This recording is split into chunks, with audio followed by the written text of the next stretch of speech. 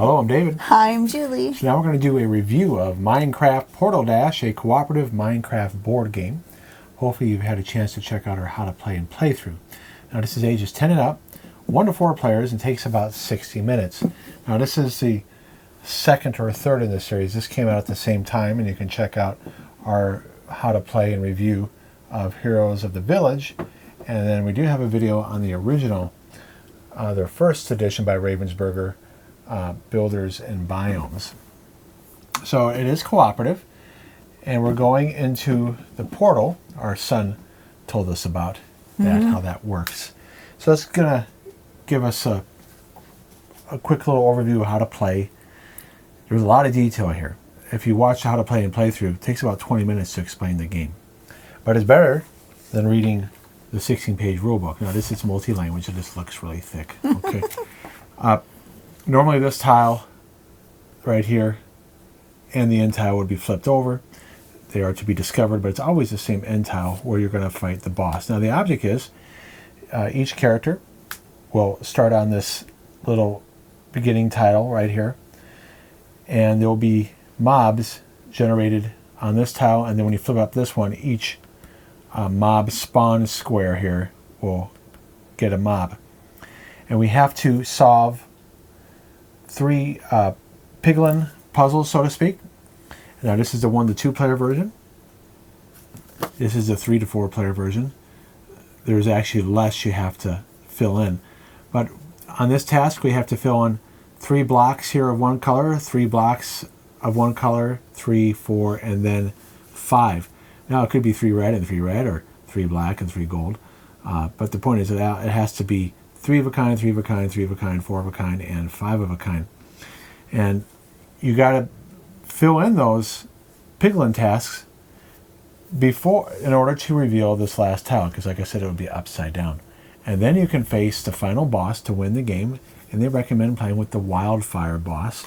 And they also recommend that you play on the side where it has 1 sword, because on the other side, if you want to change the difficulty setting, see the 2 swords, it has 5 more life points, and it does different amounts of damage. So if you do want to make the game more difficult, here is the easy side. This means that when a 1, it will always activate every turn when it's revealed on a 1, 2, or 3, but it will do different damage. On a 1, it can move, 2, and it can fly. That's what that arrow means. So it can go over lava. It has 1 point of damage up to 3 spaces away. If a 2 is rolled, it could still move 2. It will go 2 spaces, and it'll go 2 spaces and do 2 damage to a character up to 3 spaces away. And if a 3 is rolled, the only difference is that it does 3 damage. And on the other side, it can make you, it can damage an item, or in this one, make you lose a block. Now you can also play with a different boss, the ancient Hoglin. So this is the easy one again. This one does a little bit more damage, and it cannot fly, but it moves faster. And it can do 2, 3, or 4 damage, and it has 20 points like the wildfire. But on the other side, it can push you, and your armor won't protect you. That's what that means. So do 2 damage directly to your character. This one, it will push you, which means you might have to take an action to move and attack it. And then here it will make you lose blocks as well. Now this does come with more tiles. There's all the tiles we're not playing with.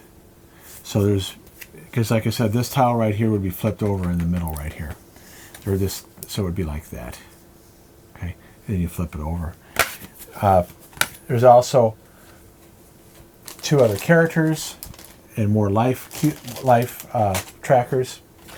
There's even more bosses. So we're not playing, see there's 2 more character sheets here.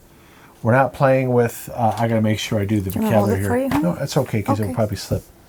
We're not playing with hoglins, which can push you, wither skeletons, which can damage items, or blazes, which does a lot of damage to people, to characters that are around it. So it doesn't recommend that you play with those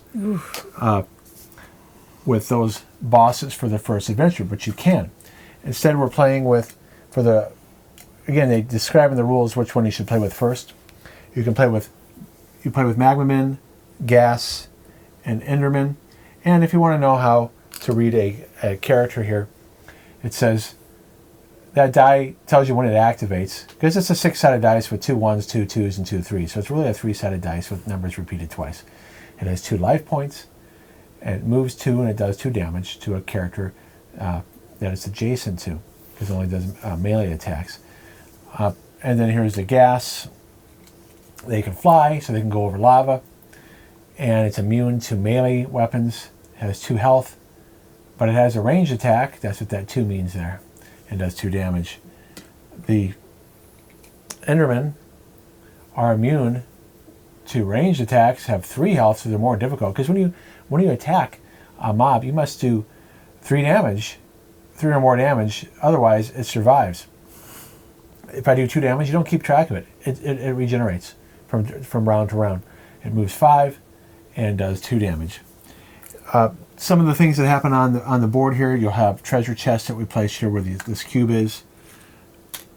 And when you go there, you'll draw 2 items, and you get to keep 1. Lava you cannot pass through, not even mobs, unless they fly. There is soul sand here, which costs 2 movement points to move through. And there's magma. If you move into that, your character will take 1 damage entering it, but you can stay there for as long as you want, and you don't lose damage when you leave. And these are spaces where mobs will appear. Because the way it works is on your turn, you're going to roll 2 white dice. You're going to lose a cube from here, which I'm going to show you in a minute. Either it will be one of the colors or a cube of your choice. And then any mobs that have a 2 on it will activate and attack. There's no line of sight rules, so for instance, if the ghast is here and the magma guy is here and we're right here, because characters can share spaces but not mobs. If this ghast can attack either one of us, because it has a range of 2 and it can fire through other creatures. Now you'll see there's a line here and it will be mixed up. This is when you need to. So if there's a 3 here and a 2 here, and if I rolled a 1 and there's no 1 on the board, then you generate a mob next in line on the mob spawn space that's closest to the characters. So let's say, for instance, I was all the way over here. I don't know how that would happen, but let's say Julie was over here. That's opposite. I'm blue. You're blue, yeah. You're pink. I'm blue. You're pink. So what's the closest mob generator space to me? It would be to me right here. And like I said, when you flip up a new tile, you generate all 3 from this line here. And these would be mixed up. I just have them in order here. So when you destroy a mob, you get 2 items. When you take a gold cube, you get 2 items and keep 1. And so you'll draw 2 and pick it. And then you'll add it to your inventory. Here there's room for a 7th one, but you can always discard something when you add it. And these are our beginning items. You can enchant an item. So if I enchant these boots here, this means that now I can move 2 spaces when I use this item, but I'm also immune to magma and soul sand, and I treat all spaces as 1. So I can move 2 spaces and I don't take damage in magma. So that's when you can enchant an item. And then you can get regular items like this sword here, which rolls 4 black dice, and you'll use that to Oops. Did you catch it? Did I catch it? Oh, I caught it. Oh. Okay. So you'll roll the black dice. I'll show you that in a moment here. This is an improved pickaxe. So you'll get 2 cubes, but you take them out of the recycle bin, which I'll show what that is in a minute. And here's a better bow.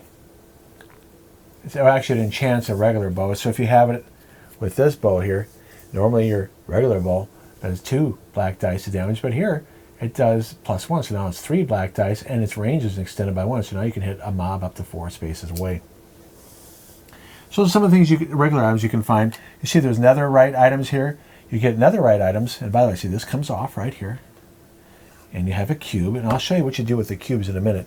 So here's the side angle of the cube, and you'll be taking cubes there to do certain actions. And then when you look right here, this is where when you use cubes, they'll go in the recycle bin. So if you have that pick, you can take them out of here randomly instead of taking it from the cube, because you lose the game if all the blocks are used. If any character dies, and we have 6 life and we have armor here, You can get better armor. Like for instance, this armor here, another right armor, gives you 6, can absorb 6 life. So you lose if all blocks are taken, or one character loses all life, or you can't complete a piglin task before the first layer. So you got to get 3 of a kind here and here before the first layer is depleted. And then you got to complete this one before the second layer is depleted. Now you can drill all the way down and leave one, let's say, on top. You can do that. You can work all the way around it. But you can't, once the first layer is removed, and if you haven't finished this, you lose. Just like here, if the third layer is blocks are removed and you haven't completed that one, you lose. So let me show you on an illustration here. It would be difficult to show you without destroying the block. So right here, that's what they mean by the first layer. That's layer A, B, and C.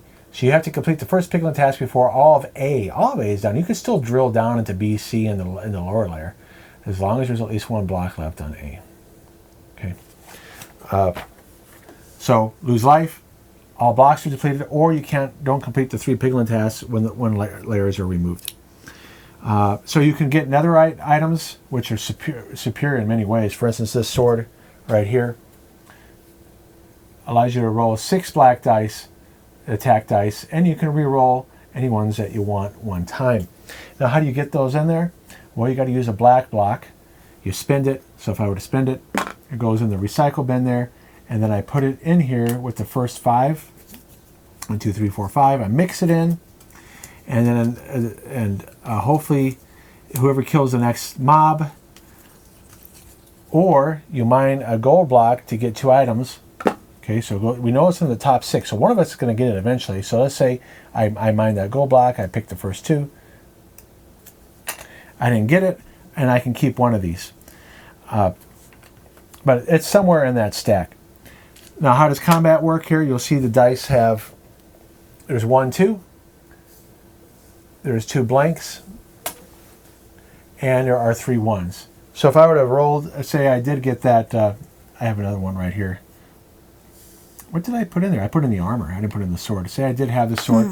Your actions as a character is you either use an object, an item, or you do one of your 3 actions here. Say I use this item to attack this mob.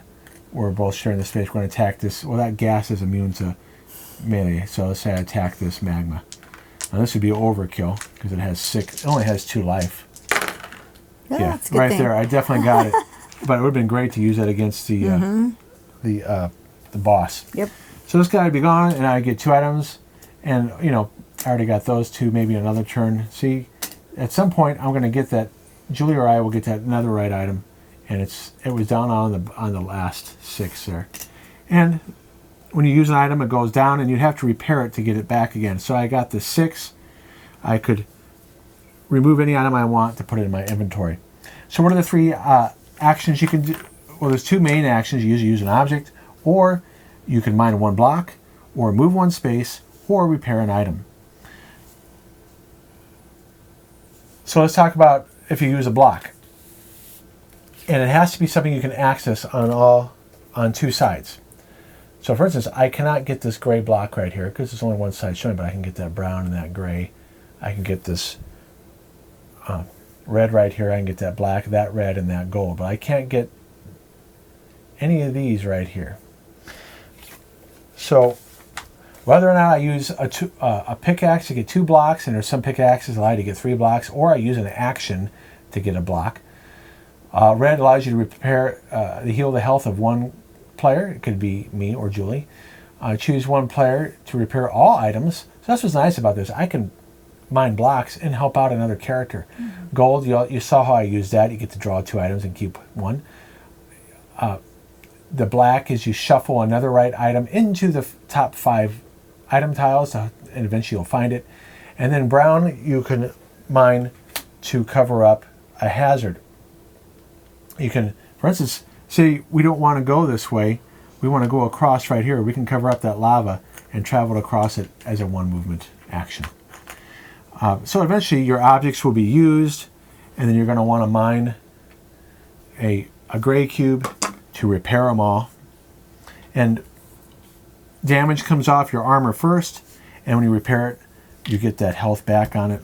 Otherwise, to repair your personal health, you got to use red cubes to do that. And remember, you can repair an item the same turn that you use it.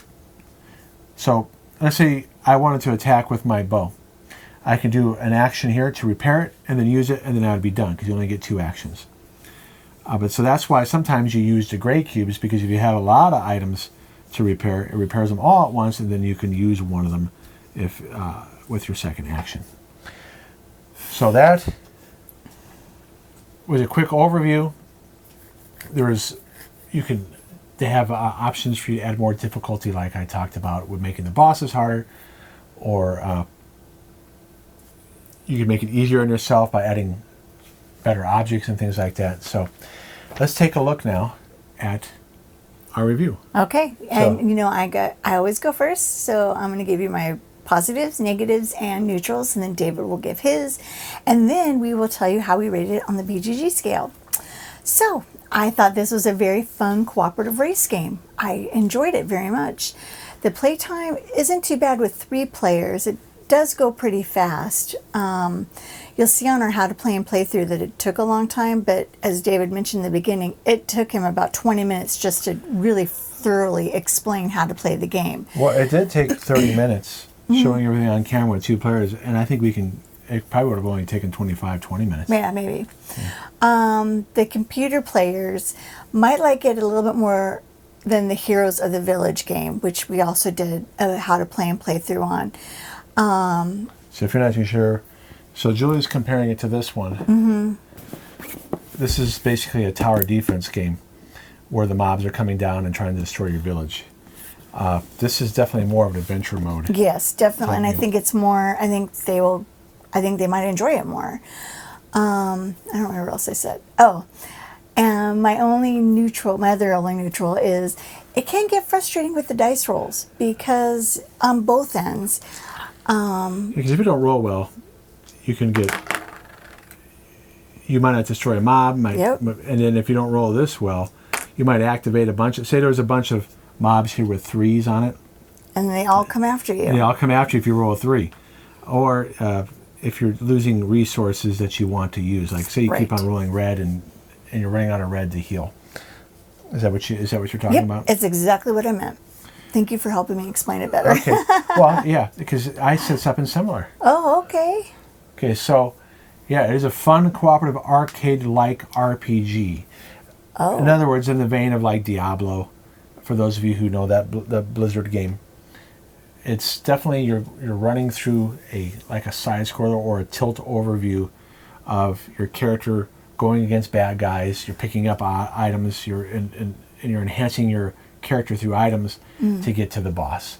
So it's definitely more of an arcade RPG type game.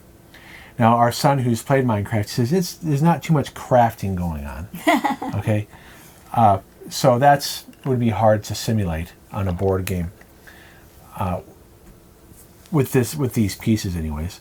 So it's more complex with adjustable difficulty levels. So I'll show you that page real quick.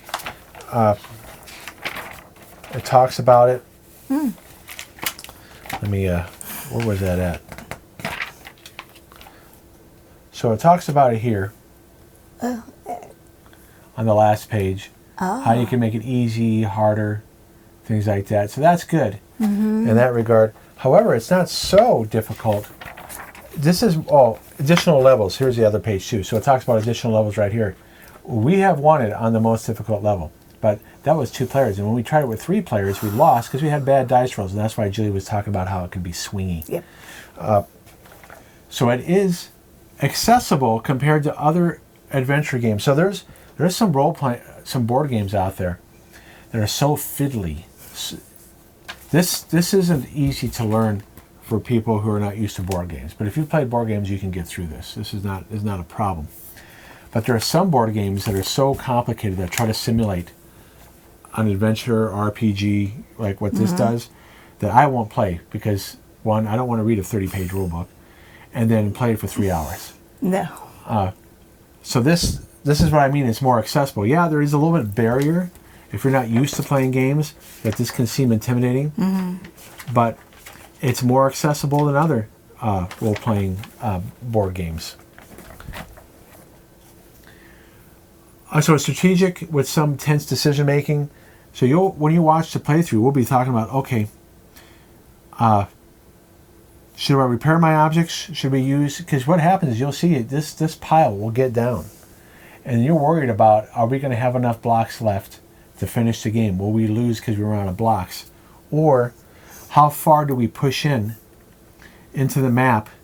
Because at some point you got to push forward and get mobs. Otherwise you can get stuck back there and they just keep on generating, you never get anywhere. So the tense is like, okay, at what point do we stop improving our character with objects? At what point do we push forward? What blocks should we use to complete the piglin tasks? Because if we use too much of one color, we won't have it later in the game. So that's good tension, though. That means that it's not too easy.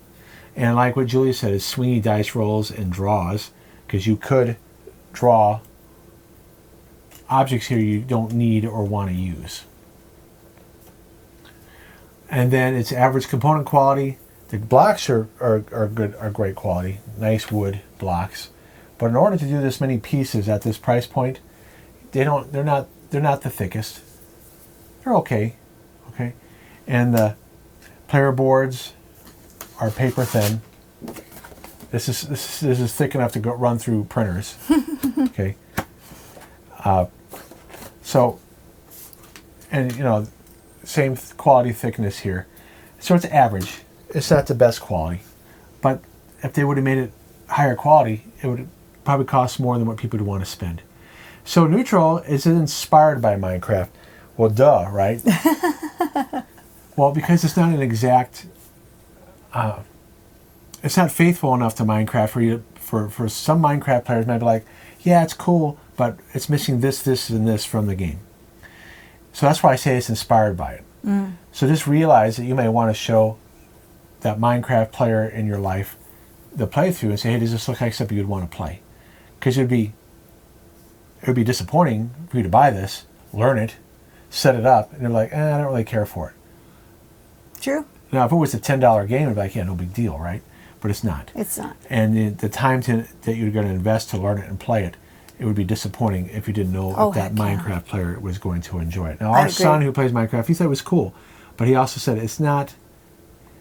Again, it's inspired by it, but it's not enough like Minecraft for him to go, oh, this is a Minecraft.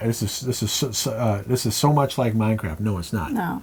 Because after we played this with him, he's like, give me 5 minutes. And we went in his room, and we followed him 5 minutes later, and he had it up on his computer. And he showed us. He showed us that, yeah. It simulates it. That's why I said it's an RPG arcade, because you're basically going through levels, destroying mobs to get to the boss. That's an arcade game. Yeah, it's a good. I never thought of it like that. That's a good point. But see, there's other games that try to do that. As I said, they're too complex and too fiddly that I won't play it. I will play this one.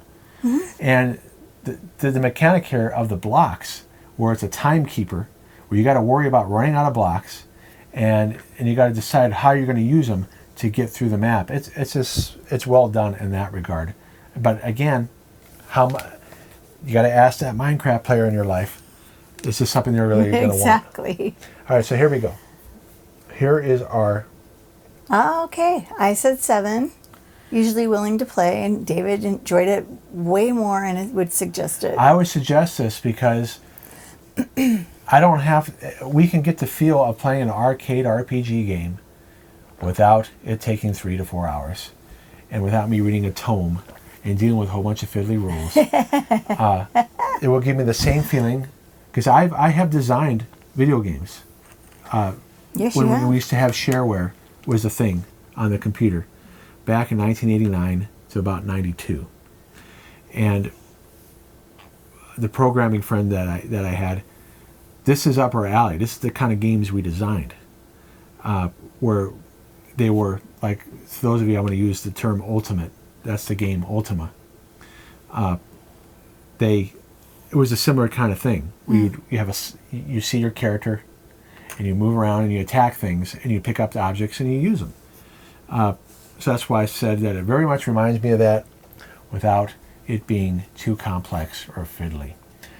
There's other games that we have still on the shelf that I haven't. I looked at the rule book. I looked at the playing time. Still haven't played it.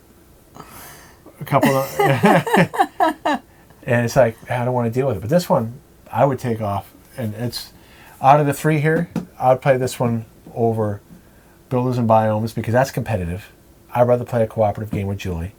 This is fun. I like But that this has more complexity and it's more up my alley than this one. But as a tower defense game, as we talked about in our review, I might play this over Castle Panic. But Castle Panic's different enough that it didn't fire Castle Panic. Right. Because it has building involved. This one right here, though, yeah, good job on this. But because of there's enough detail here that somebody who is not used to playing more hobby games might be intimidated by it. Yeah, I agree. Anything else you want to say? Nope. Okay. So there we are on our review. Thanks for watching. Thanks so much for watching, you guys. We hope you like this video and subscribe. Tell your friends, and we'll see you next time. All right, take care. Bye.